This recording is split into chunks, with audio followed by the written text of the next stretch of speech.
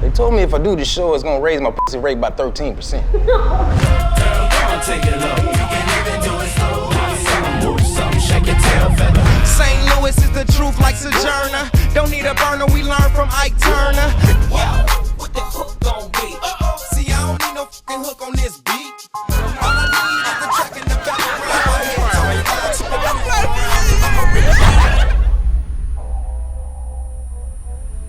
Growing up in St. Louis, I got an older brother that kind of plays a father role in my life because my father wasn't there.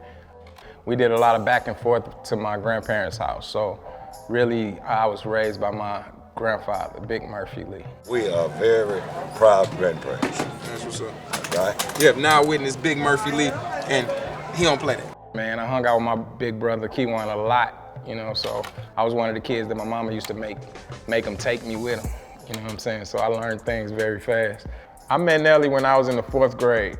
Him and my brother became friends, and like I said, my mother used to push me with my brother. Not push me, but you know how little brother want to go with big brother, but big brother be like, nah, you can't go. My mother used to make him take me, you know what I'm saying? At times like, oh, no, you taking your brother with you. Nelly house was the first one I spent the night over, so it's kind of in my memory bank on that.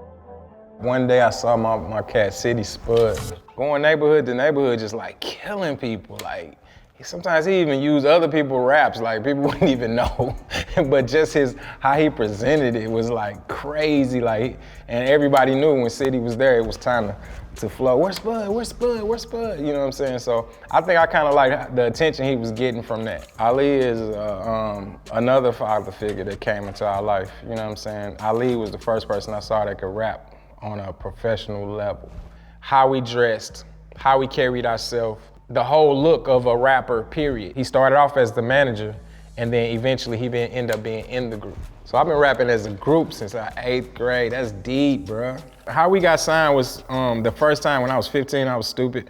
At this time, Ali was still trying to train us, like, he was saying we shouldn't do shows. He was like, y'all not ready to do the show. He didn't want to present the product yet. And so we got in this big talent show, and the contest was like a record company, I don't know who it was at the time, Jive or somebody. It was offering a record deal, you know what I'm saying? So after that contest, the next day we had a meeting. I didn't know they even had nothing to do with the show for real, you know what I'm saying? But it was their venue.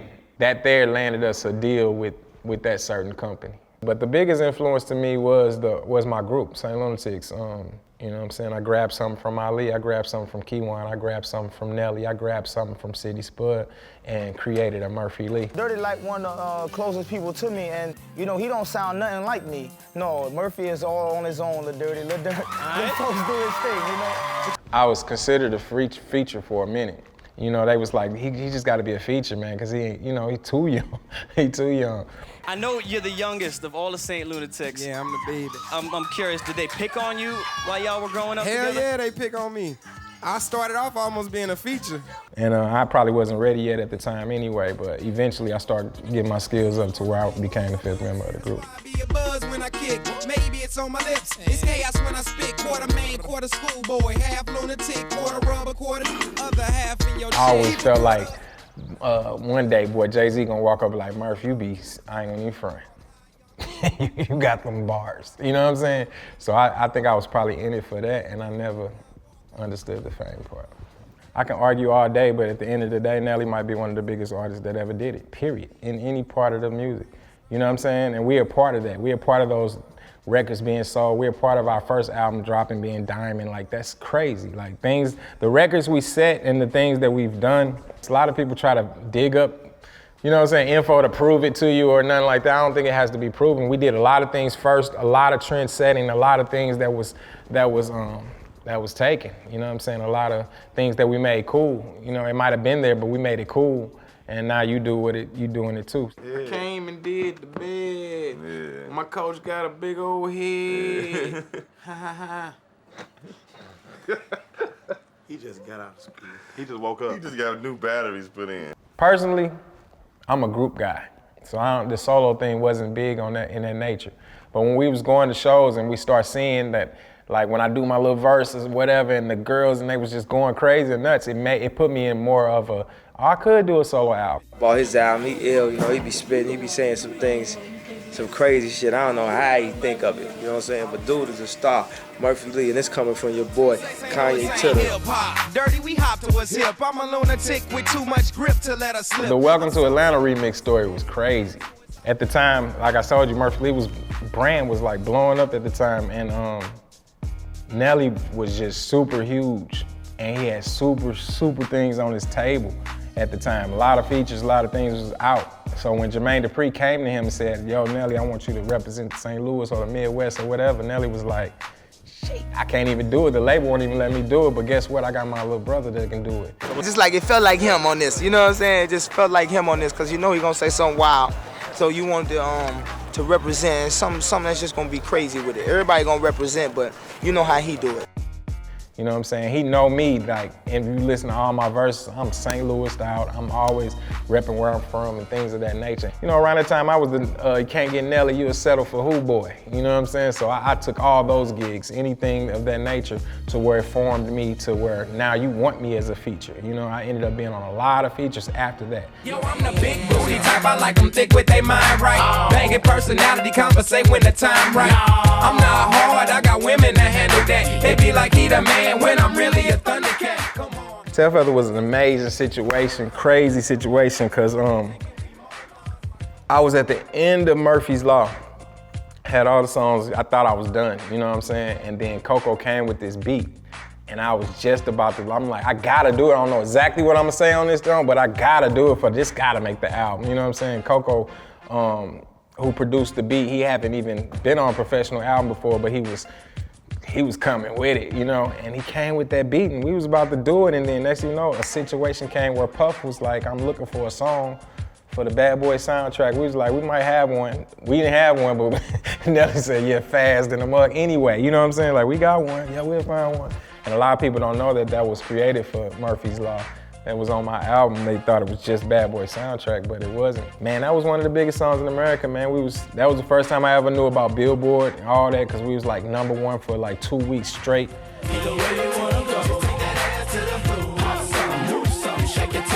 My name is Little X, I'm a music video director. Murphy and I, we've worked together on a few joints. I did EI for Nelly. He's always been around, always had a great camera presence, always had the ability in front of the camera. Loves him. I've been hearing him on the remixes, been hearing him on the mixtapes, been hearing him on joints here and there, so you know what I mean? I know he's got it. Being on the set of Shake Your Tailfeather was amazing too. I don't know why I thought Will Smith and Martin was gonna walk back there. This right here is for the Bad Boys 2 soundtrack. This is one of the first videos featuring myself, Murphy Lee, Nelly. We all did it together. Shake Your Tailfeather. Tailfeather was hard because we had a lot of people in Miami with us at the time. But we still had our dancers with us. You know what I'm saying? That's who you see in the video. Like, we end up putting them in all the videos. What the hook gonna be? They lived it up for a minute. That was dope. And shout out to them. Appreciate them all the time, because those dances still went nationwide. People don't realize that they be like, Tick started it or Tick showed us how to do the dance. But in actuality, it's the girls doing. I ain't doing it. I'm terrible at it, actually. Look, but they was doing it. Puff said some gangster stuff about me, like he really knew me. That's when I found out about the industry. Like, oh. First got turned on my boy Murph from the Welcome to Atlanta remix. When I heard the track, I was like, who the f is that? This is the freshness in the game. He said that. I was right next to him. He told me I was the next everything. You heard me? He got artists himself. He could have said they was the next everything, but he said I was. You know what I'm saying? So I'm living that. I'm all fanned out on this mug and all that. Murphy Lee is in the building. We having fun with Murph. The album drops today. Yes. Murphy's Law. Murphy's Law in stores today. I'm about to go crazy today. Murphy's Law, man. One of the best times of my life, especially recording it. But let me get this hook off. Yeah. Let's not do that first one before the 16. Oh. Come back in a minute. Sound like the party. All right, there, take me back. Give me a pre-roll. All right. First of all, Dungeon Family, you understand? We did the album and Stank on You. You know what I'm saying? Like a lot of people don't know that. That was one of the best times of my life. I had a whole month, booked it out from 12 to 12, straight You know what I'm saying? And it happened to be, it was like February, so it was like All-Star Weekend was involved. It was in Atlanta, the whole nine, you know what I'm saying? So, you know, that was just, it was crazy. So yo, what that hook gon' be? See, I don't need no fucking hook on this beat. All I need is the track in the background. My headphones loud, keep the going around, and I'ma rip it. What the hook gonna be was super important. At the time, we was coming out with crazy songs, and most of our songs were getting labeled as like booty shaking club, have a little fun, t-t-t-t-t. So when we did What the Hook Gonna Be, that was the first day I came down for the album. JD threw on this beat, and that mud just stuck in my head, and it didn't, when I did it, it wasn't like I was like, now throw your hands in the air. Like I'm looking for a hook. Like when I first heard it, it was like immediately. I was 16 out. Matter of fact, I wrote 3 16s that you hear to this day. Fast as hell, like that's all I wanted to do. So after that, they was like, what the hook? And I just was like, man, I ain't got no hook. I just want to spit on this mug. Tell the people the concept of what the hook gonna be. Tell them how that came about. What happened? First of all, we was in the back of a Cadillac truck. We was in the back of the caddy truck. I came over with like 3 hooks. I ain't like, man, but them was hot though. Them was hot as a motherfucker. That was cool. We could have used them hooks. So I was like, I'm like, well, I was playing with him like, yo, I'm just gonna be like, yo, what the hook's gonna be? They was just like, what? Just asking what the hook gonna be. And then Nelly just played so much. He was like, what the hook gonna be? I don't know. I don't need no damn hook on this beat. Just messing around. He wasn't even thinking about doing it for a hook. We were just playing like, cause somebody had just yelled that shit. You know what I'm saying? It was crazy though, but that's how we came up with it. It literally how you hear it is how we came up with it. And then we went in there and JD thought we was crazy.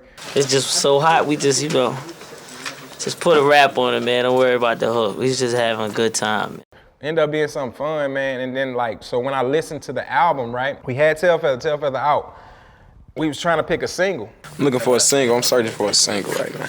I'm confused. I like everything, man. I don't think. Yeah, for a single, not the first one. I ain't holding back my best shit. I ain't scared because I'm like, a lot of people don't want to put out stuff that with other people on there. As far as you performing, that's why. So what? Just do that first. And every time I played the song, yeah, it was like 4 or 5 that I heard as single, like I can hear on the radio. But this one song just kept like being so different from the rest of them. We had to go for it. And it was so left field to where it didn't catch on for about 4 months. And I remember dropping my album in September and Nelly had something overseas. I was so mad overseas because they made me go with them. We paid for Nelly to go over there, but we snuck you in there. And at this time, I was still on I don't got the kind of publishing everybody else got. I need some monies, you know what I'm saying? So we over here, no work for me. Like no interviews, no nothing, no nada, nothing. So I'm heated. I spent the whole month overseas in about 20 countries, you know what I'm saying? Not doing it. Everything I did was forced, you know what I'm saying? Was like Nelly grabbed my neck like, yo, come, this is my guy, you know what I'm saying? They was playing us like that, you know what I'm saying? It was really for him. No, you just wrapped up the Up Close and Personal tour a couple weeks back. What you been doing since then? Really getting my man ready. All right. You hear me? We've been working on some more projects. I came home thinking I was gonna be, you know, sad or whatever. Like, man, I missed out on a whole month of promoting my album at the biggest time of I was top 10, first week, all that. You know what I'm saying? I was number 8 on the Billboard. I'm like, let's get it. Came back, what the hook gonna be? Blew up. I said, oh my goodness. To this day, that's one of my favorite joints. That's one of them ones that no matter where we at, they gonna know me for that one. The reason why Murphy Lee didn't come out with a second studio album is because I was caught in the sauce. Point blank to myself, I probably didn't know how to be famous. I didn't like putting myself in situations where I felt vulnerable to some bull for just to get some fame or just to get some props or just to get my face in a shot or something like that. I just always, and I'm very laid back also, I'm very shy. So I didn't do the fame thing well, you know what I'm saying? So I don't think I was loud enough for Universal. Second thing, I think it was I got caught in a label transitioning.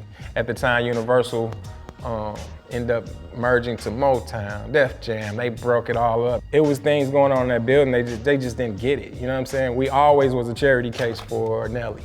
You know what I'm saying? He was the moneymaker to their building, not just for St. Lunatics, but for anybody. He paid for everybody's albums out that mug. You know what I'm saying?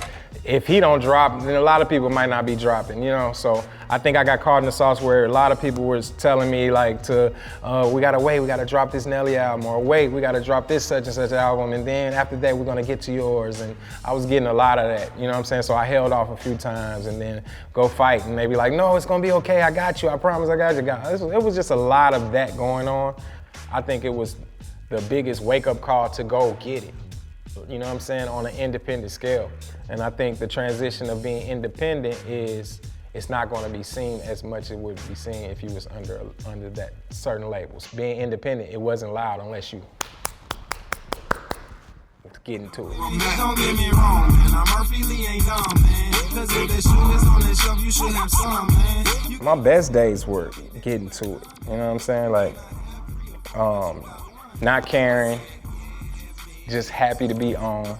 The worst days is being this big and not owning anything that you have. Like when I was 15 years old, I signed my life away, didn't even know it. I didn't get my mother's permission. She said she was gonna sign it with me, she didn't. It became a deadline, signed it anyway. You know what I'm saying? We ended up being one of the biggest groups in St. Louis at the time. It was great, you know what I'm saying? But not knowing that 6, 7, 8 years later, that this would affect my life. I think if I knew more what I know now, I would be able to maneuver and, you know, get out those situations, but we didn't know no better. I'm not saying I was broke. I'm saying to not be compensated as a person of how everyone looks at you. You know what I'm saying? I want to change my mother's life. I want to change my grandparents' lives. I want to change what I'm in it for. You know what I'm saying? At that time, I wasn't able, you know what I'm saying, to make those moves because of something I signed at 15 years old. You know what I'm saying? So all the artists out there, watch what you sign, man. 36 at the well, did 7 on the slide, 8 world. Do I have any beef with anybody in my group? I don't want no beef with them grown men. I ain't saying they gonna beat me up, but all my life I ain't never tried to fight a war, but wait, try to beef with them now. But nah, man, I'm family for life, man. I can't do nothing but always be thankful for the situation that I've been in. Man, Nelly did wonders for us, you know what I'm saying? My big brother Keywan is in the same group I'm in. And then City Spud, man, that's like my best friend, man, growing up. You know what I'm saying? Like, he the reason why I rap. The whole St. Lunatics, like our journey is because of him. Him getting locked up right when it started, like him coming home to this is like, it was all about keeping it alive so when he come home, he'd be all right, you know what I'm saying? And he's all right right now, so. Nah, man, never no beef with my people. So I feel like Nelly take care of a lot of people, you know what I'm saying? And at some point in time, how the way our career was built, with it being Nelly and the St. Lunatics, when we started as the St. Lunatics, it's kind of hard to be an individual. So you have to step out at times to build that. Cause I want to come to the table. I want to buy Nelly a Bentley for his birthday. You know what I'm saying? I don't think it should always be he has to take care of the group, or he has to, if he don't eat, we don't eat type of thing. So I just wanted to bring more to the table. That's my family for life, you know what I'm saying? He changed my life. He put himself on the line for us to do things, so I never would talk bad about him, and I'm still in somebody in the face for talking bad about him to this day, you know what I'm saying? So, nah, no beef. Wouldn't dare eat beef, I'm a vegan. Dirty, we hop to his hip. I'm a lunatic with too much grip to let her slip. I'm so St. Louis, ask my tattooist. I was like the water boy, now they saying you can do it. I wanted to start a movement / fraternity, more so. A voice for all the things we want to do, for as film, movies, anything we wanted to get into, the Moscato, everything we wanted to get into, I wanted it kind of to be under a certain umbrella. You know what I'm saying? I wanted it to be a brand more so than a label. I created UCME because it was needed. I even think Nelly didn't understand what I was trying to do at the first, you know what I'm saying? He kind of felt like we should have dirtied E&T forever, you know what I'm saying? But I was like, we can bring more to the table if we do the You See Me Dirty, and that's where it kind of started. And I kind of didn't want You See Me to be a label. I kind of wanted it to be just a funnel where I grab people and I send it through Dirty ENT too. So it was a big plan behind that. One thing I didn't want to do is drop an album and somebody be like, oh, he only sold 10,000, he only did this and that. You know what I'm saying? Like some crazy thing, because at the time they was numbered out or whatever. So what I did was created a DVD and put a free album in it. So now I'm on the DVD chart. It's your boy Weezy F, baby. Cash Money / Young Money, squad up. Murph Dirt DVD, man. Holla at your boy. One. Shout out to my man Murphy Lee, the whole same Lunatics, my man Nelly. Go pick up his arm, it's gonna be cracked. Holla at your boy. What's up, boy? What up, dog? You good? A couple years later, I dropped Murphy's Law. It was the making of Murphy's Law, so it was my anniversary. It was like a 10-year anniversary. Brother, but very different from others, like a special policeman. I'm always undercover. I love you if you love me. Where I'm musically at today is where I musically thought I was in 00. You know what I'm saying? I want new fans, but I don't feel forced to have to cater to a new audience like most artists feel. Hip hop is huge now, so now why not still cater to my lane? Because my whole lane is complaining about young music. I know I have a big audience. I call them my family. You know what I'm saying? Family. And that's just what it is, man. I think I have a huge, even bigger audience now. I have a great project coming out called Second Time Around. Plenty of stories, plenty of great music. It's very versatile, beats banging. I'm definitely speaking to the youth. I'm definitely going to the schools. My whole life I went to school trying to tell people to stay in school. Now I want to go back and cater to the person that's actually doing good in school. We try so hard to be hard, thugs. We try so hard to be, you know what I'm saying, well known. Man, that's crazy to me. So that's what I'm on. That's the legacy I do want to leave. I want to leave making the things that we really need to proceed on in life as a culture, as all humans. I want to make it cool.